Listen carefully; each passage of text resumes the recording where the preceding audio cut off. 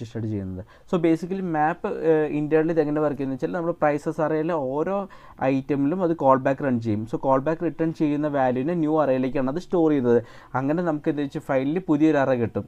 Okay, നമുക്ക് ഒരു M T array create ചെയ്യേണ്ട ആവശ്യമില്ല, മാനുവലി പുഷ് ചെയ്യേണ്ട ആവശ്യമില്ല. മാപ്പെല്ലാം നമുക്ക് വേണ്ടി ഇതൊക്കെ ചെയ്തോളും. ഓക്കെ, സോ നമുക്ക് റൺ ചെയ്ത് കഴിഞ്ഞാൽ നമുക്ക് ഇതിൻ്റെ കറസ്പോണ്ടിങ് വാല്യൂ ഔട്ട്പുട്ട് കിട്ടി.